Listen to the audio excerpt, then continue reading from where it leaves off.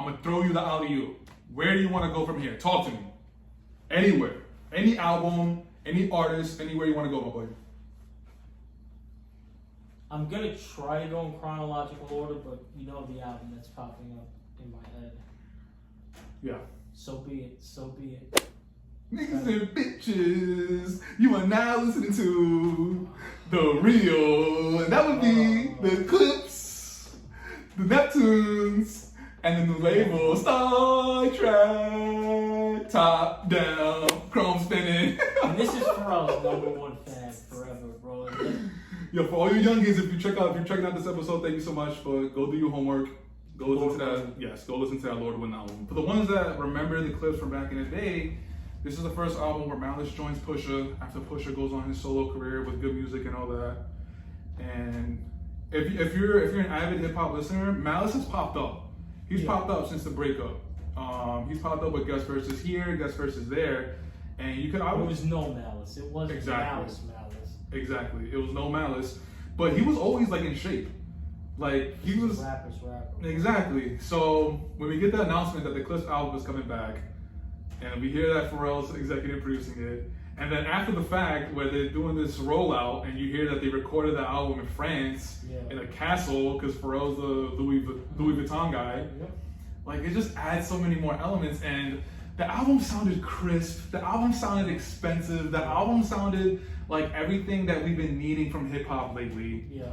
And it's just interesting how it came at a time. We talked about Chance, now we're talking about Clipse, and I feel like this always happens. Like whenever hip hop heads, we feel that there's a bit of a drought, there's always something that happens that kind of like rescues it. You know? That was the moment. That was the turning point. It was a turning point. The summer of 2025 was a turning point. And the thing that kind of annoyed me, we kind of talked about it prior to recording, is that we got so much music at one time. Yeah. We got Clipse, we got JID, we got Freddie, we got, for those Bieber fans, I'm a Bieber fan, I don't care. Bieber came out, we got a bunch of music at once. But sticking with the Clipse, bro, I mean, by now, you guys have seen the interviews that they've done. That's a talking point. They made a very specific choice to go talk to hip hop journalisms, people in journalism, and talking about the album. Because nowadays, again, another side effect of where music is nowadays is just social media. And with all the streamers, you got all these different musical artists going to the streamers to promote their stuff. And I get it. The streamers they're being followed by millions of people, so that's an easy way to get whatever you're selling out there. But again, there's something about sticking to the cloth of originality, the cloth of the culture, hip hop. So Clipse goes on this run of talking to Joe Budden, Power 105, they talked to Elliott Wilson, they talked to B-Dot, they talked to all of these different hip hop outlets. Credible outlets, and they're just talking about what it was to make this album. Why did they get this person on this track? What were they going through at the time? And going back to what you were talking about, the opening track, Birds Don't Sing with John Legend, very interesting choice to open up the album like that. And I loved it because I didn't really know a lot about their personal life, you know? And then they go talk about the passing of their parents. Yep. And they go on to talk about how it affected them. And yeah, I mean, we're also in an interesting time where everybody is so accessible that like we feel that like, I don't personally, and I'm pretty sure you don't, we don't feel that we deserve a right to know everything about the person. Yeah. Right? Yeah. But hearing Pusha and Malice talking about their parents, I was like, whoa. Yeah. I didn't know you guys were going through that. I didn't know how bad it was when you guys were going through that. And it's just something that people should take a look nowadays. Like, you don't have to share everything. Like, everything isn't shareable. Yeah. Like, you need to keep some things close to the chest, something that just family needs to deal with. And if you are in a position of a Clipse where you are an artist, then yeah, you have a perfect outlet to express your feelings, and you have the choice of including your fans in it. And I'm forever grateful because, again, it gave me like a different side of them. Because, like you said, growing up, grinding, and obviously we know about Pusha and his coke rap, that's a big talking point. But again, this album, not even just the first track, the whole album in general, it talks about growing up and being mature and maturing and talking about this stage in life of where they're at. But being really good at rapping, but rapping at a very exquisite level. Yeah, as always. And the album is stupid, bro. No, it is. And yeah, I think it was, you get that level of introspection. Once again, I think that when it comes to the point about how accessible everyone is, I'm with you where I don't necessarily care for it. I don't need to know it. But one thing that I always have liked, and going back to the point about Malice originally, and just artists that I've always catered to, is when you hear about it in the music. I don't have to see everything, but if you put it together well and you rap it really well, like I always say, my favorite track on Say, and I'm referencing Jay a lot, but Nas all day. But my favorite track on Reasonable Doubt was Regrets. Because it gives another side. It's introspection has always done something different for me. So, and I think that this Clipse album was filled with outside of the most vulnerable and blatant example being The Birds Don't Sing, but throughout the album, you're getting a mature version of the Clipse. The Birds Don't Sing. Yeah, man, you're getting alternative hip hop clips. Like you get your drug shit, but it's not just that. Like we need to have the conversation of Pusha is not just a drug rapper. He raps anything he wants to very well, and he'll make it interesting. They said they're working on more music too. And bro, everything about this album was done so tastefully. Like from the rollout, the merch, the fact that it was the trio again. Even though we could argue that Chad should have been involved. But that breaks my heart, bro. Yeah, and I still don't really understand that. But even like the nuances that they added as homage to the hip hop they grew up on, hearing Clue ad-libs on that album was something for me, bro. Like I love that type of shit. I know when Push is using a Biggie flow. I forget what song it was, but it's like immediately he starts out a cappella, and you could almost hear Biggie rapping the same lyrics. So this album was that, but it was done 2025. To your point, it was crisp. It was good fucking quality music, good rapping, good production. You couldn't miss with this album, bro. This was like, man. Putting Ab Liva one of the tracks. As always, bro. Oh my God. At any time, and that's probably the Inglourious Bastards. That's probably my favorite track on the album, and you got the Clue ad-libs. I just like that shit. That's the Re-Up Gang shit, and, anytime I see Ab Liva, even on Push's project, I'll never forget, like, anytime he pops up, it's my favorite track of that project. I don't know what it is. It's not like I'm this huge Ab Liva fan, but there's an element that he brings out from the clips that it's like, this is it right here, man. I think you just gave me your answer as far as favorites. Inglourious Bastards. Obviously, if you want to name another track, do it. Mine is So Be It. No question. So Be It. Okay, let's talk about that, because So Be It, and I don't know what happened when the album first came out. Wow. But the version that I had on my phone was like a So Be It Part 2, where the beat was different. When I downloaded it initially on Apple Music, and put in the comments, please, if you experience this too, but I didn't have the original version of So Be It when I got it on Apple Music. It was an alternative version. I thought it was like a sampling issue, but now when I went back in, it's the one that everybody... It's the one that because I love that shit.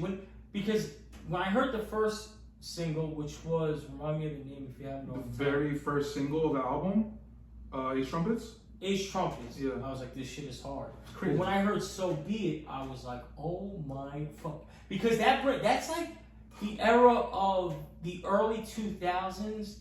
Timbaland was good for this, where he's incorporating like what would you call it? Like the South Asian, like the Indian samples. Oh, and, okay, I know what you're saying. And that's what that shit reminded me of, and it fucking knocked, bro. And that, I was like, I can't. Dude, like, so stupid, bro. When is this?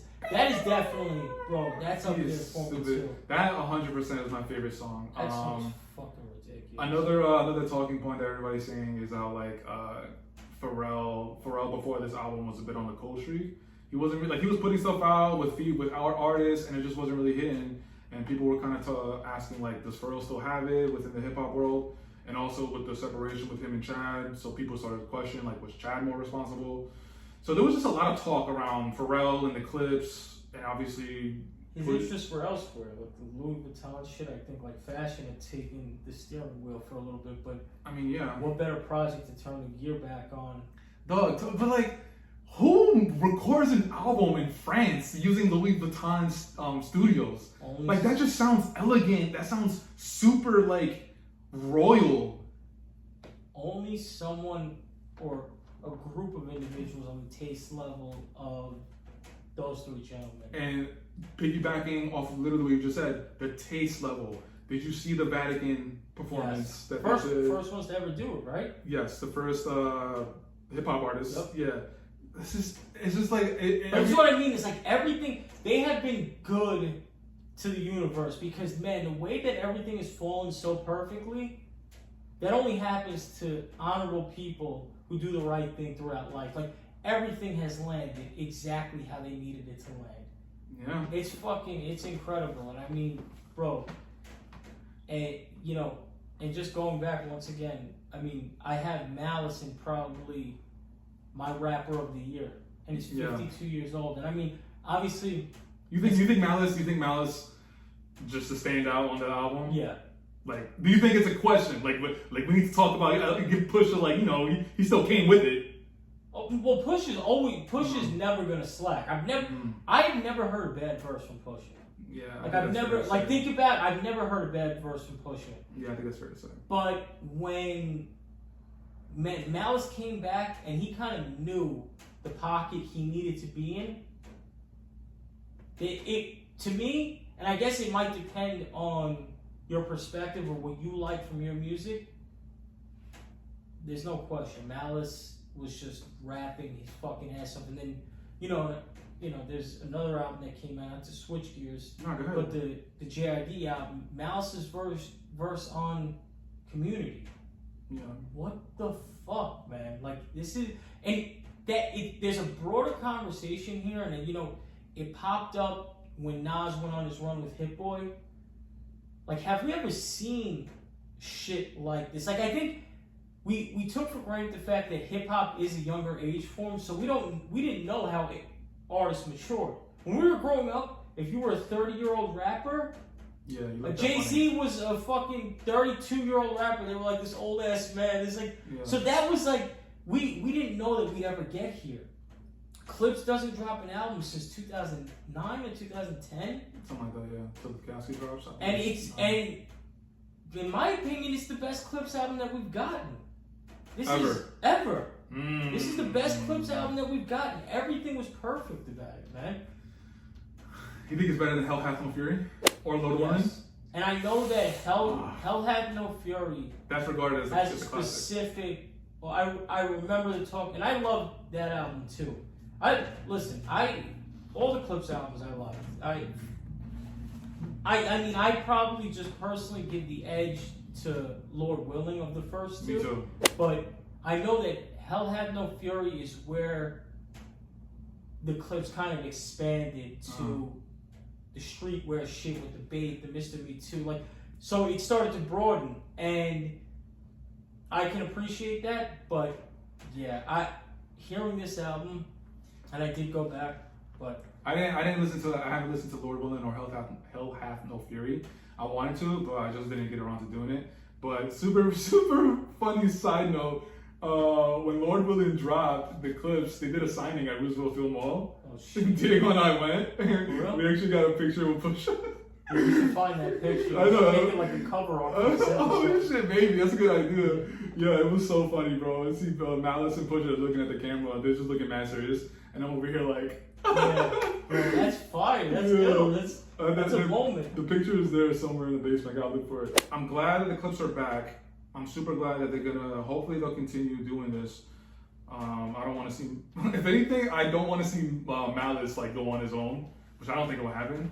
But it's kind of like, where do they go from here? And I think from here is just, they're just gonna keep dropping quality music. I do wish Pharrell is like a little bit more within the just hip hop world. I know he's doing his Louis Vuitton thing, but like, this is what we get with a focused Pharrell.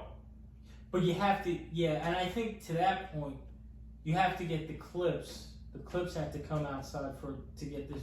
So Pharrell's only going to be focused if the quality of the artist is top tier. But and even, I think like, yes, the quality, but the history between the Clipse and Pharrell, like he knew that reputation was on the line. Like, I get what you're saying, yeah. Because I mean, if I was Pharrell and I'm looking at the landscape of rap music now. I'm not enthused to jump out with anyone specific. I mean, you have your artists that that show some promise. Even why am I blanking out on her name? But the woman from TDE who won the Grammy and everything. Doechii. Like, there's people like that where you still see this is, a quality rap artist cares about the art form and is from this generation within that age group too. So the artist is still out there, but there's so much bullshit you have to comb through. And I would say, from my own personal perspective, if I was Pharrell and I had all this history in the game, I'm only coming outside for passion projects. The Clipse is a passion project because there's so much history. Yeah.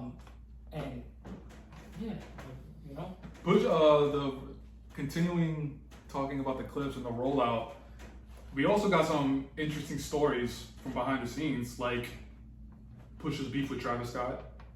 And that was weird though, Pusha. This goes to what you were talking about, just being honorable. Yeah. Like Pusha's all about being honorable. Just whatever you are, just be an honorable person.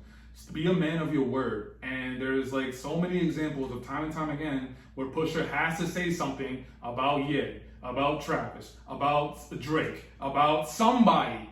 And you could tell that Pusha was super annoyed doing this. He was like, yo, I'm tired of all this stupid. He had a line towards Jim Jones about $5,500 hosting. That line, I believe, was geared towards Jim Jones.